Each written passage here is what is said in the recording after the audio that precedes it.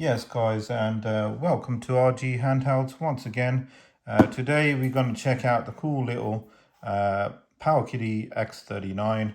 Now, this device has a few different names, so it can be like kind of confusing to what the actual name is.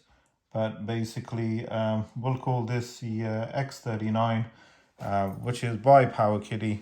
You might find different variants out there with different names, but it's a quick unboxing of the Powkiddy X39.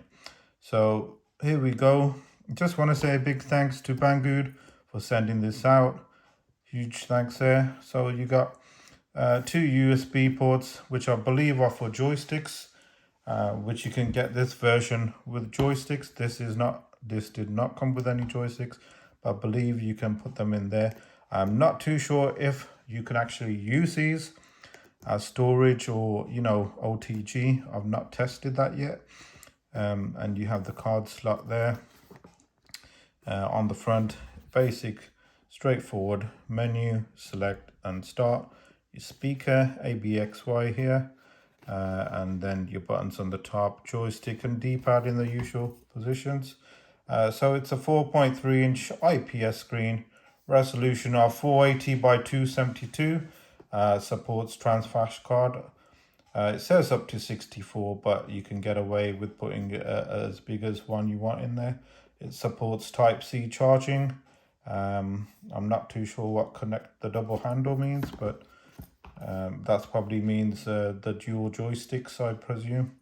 So in the box, you're going to get a console, charging cable, and a use manual.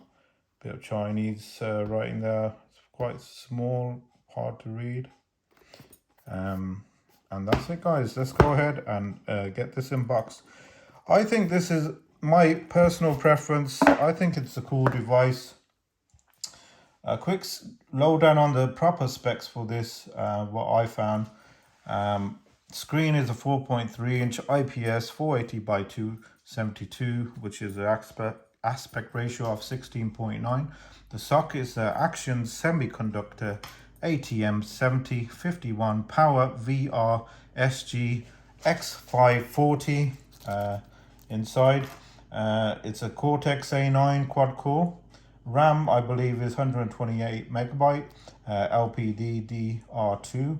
Storage, you have your external MicroSD card, and the battery, I believe, on here, we'll take the battery specs from here, which are not on here. I believe it's 2,500 milliamp, so that's what I have. So anyway, let's put that aside.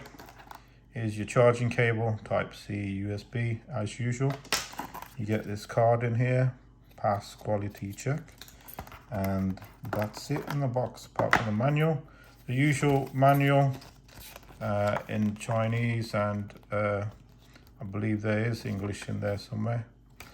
So that's that. Let's put the box out the way and get this thing opened.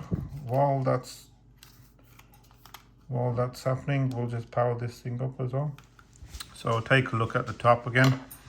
You can see there, guys, on the top you got the power button. You got HDMI out as well, so you can connect to the TV.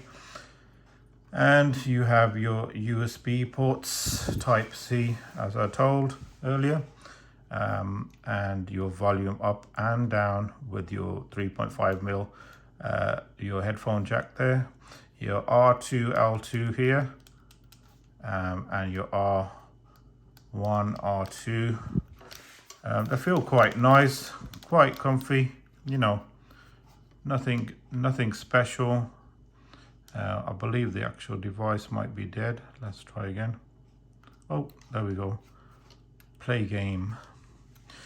I find the device pretty cool. Let's actually compare this to devices that are out there already, which I thought they looked similar to, which is this Pocket Go by Miu. I think it looks pretty similar to that. Obviously, this is more higher and shorter. You can see there. And also I thought it looked similar to the old Pocket Go as well. You know, like the main aspects of the device. But this don't have an analog stick. This one does. And they've moved it to the top, you can see on this one. And the D-pad, it's on the top, and D-pad on the bottom, which most people prefer it the other way around. So I'm not too sure if you're gonna like that, guys, but that's just a comparison to Pocket Go and the older. This is the first Pocket Go, and this was the newer one that was released, Pocket Go 2. So let's just put them aside, guys, and have a look at this device. So like I say, the D-pad I find is quite nice. It's responsive. I didn't actually get a memory card with this, so I had to sort of go and make my own memory card, which I finally got round to. The only thing I'm not able to get yet is PlayStation games in there, with it not recognizing them, but I'll figure that out. So here's your buttons. They feel good. You start, select, and menu buttons are all there. There you go. I believe you can get into a menu here somewhere if you're pressing one of these. There you go. You got to hover over it and press the X button, and then you get into the settings screen, which you can change different aspects of the device. Nothing too much. Now you got advanced information there. Let's see what that brings up. I think that will tell you the firmware or something. No, it's not letting me go. Oh, there you go. So you got a version number of the firmware, your card capacity, and external capacity. Not sure what these are. Maybe them USB ports do allow you to add further storage. Who knows?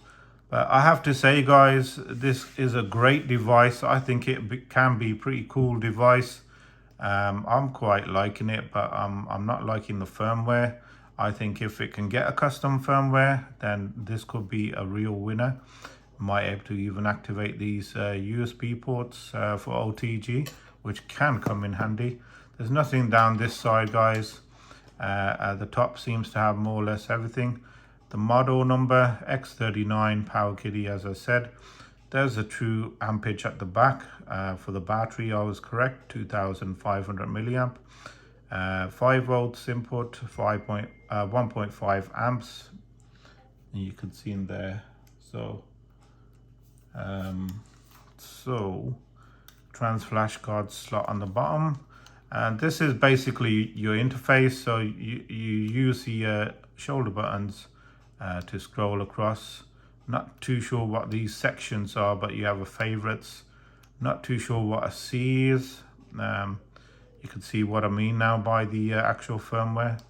And you have a file manager, which lets you play some video actually. I think, is there anything in there? Nope, nothing in this one. But it does allow you to play videos, music, and your games. Here's all the systems I have put on. So you got CPS, Final Burn Alpha, Famicom, Game Boy, Game Boy Advance, Game Boy Color, Mega Drive, Neo Geo, and PlayStation. And then the easier way to get to them is from this screen, which is probably the main screen you should only use, and go directly into it. So here's your CPS. Let's just fire it up and give you a quick demo of what this thing could do. I was mightily impressed with it, you know. I think potential is good for the system, but let down completely by the firmware. So I'm really hoping someone will try to make, or at least attempt, a custom firmware for the device. Nice widescreen, guys, as you can see there. Controls are comfortable as well, which I find. D-pad, it feels good. It's not cheap or tacky, and the analog stick is quite great as well, just as you'd find on any other device.